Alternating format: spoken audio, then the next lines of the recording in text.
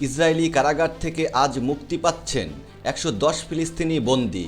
বন্দীদের মধ্যে ৩২ জনকে আজীবন কারাদণ্ড দেয়া হয়েছিল এবং ৪৮ জন বিভিন্ন মেয়াদে কারাভোগ করছেন। মুক্তি পাওয়ার পর ২০ জন বন্দীকে বিদেশে নির্বাসিত করা হবে। এর আগে দুটি বন্দি বিনিময়ে ৭ জন ইসরায়েলি জিম্মিকে মুক্তি দেওয়া হয়েছিল, যার বিনিময়ে ২৯০ জন ফিলিস্তিনি বন্দীকে মুক্তি দেওয়া হয়। আজ ৩ জন ইসরায়েলি জিম্মি মুক্তি পাবেন। তারা হলেন ইয়াহুদ আগামবারবার এবং গদি মোজেস। এছাড়াও ৫ জন থাই নাগরিককেও মুক্তি দেওয়া হবে, তবে তাদের পরিচয় এখনও প্রকাশ করা হয়নি। মূলত এর বিনিময়ে ইসরায়েল ১১০ ফিলিস্তিনি বন্দীকে মুক্তি দেবে। এদিকে টাইমস অফ ইসরায়েল জানিয়েছে ১১০ বন্দীর মধ্যে মুক্তি পাবেন সন্ত্রাসের দায়ে দণ্ডিতরা।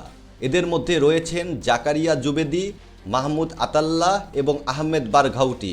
কারাগার থেকে মুক্তির পর জুবেদি পশ্চিম তীরে ফিরে যাবেন।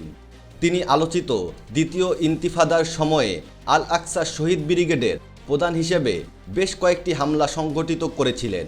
২০২১ সালে তিনি বিলবোয়া কারাগার থেকে পালিয়ে যাওয়া ৬ বন্দীর মধ্যে একজন ছিলেন। পরে তাকে পুনরায় আটক করা হয়। এছাড়াও শনিবারের চতুর্থ বন্দি বিনিময়ে আরও ৩ জন ইসরায়েলি পুরুষ মুক্তি পাবে, যা প্রধানমন্ত্রী বেনইয়ামিন নেতানিয়াহুর অফিস থেকে নিশ্চিত করা হয়েছে।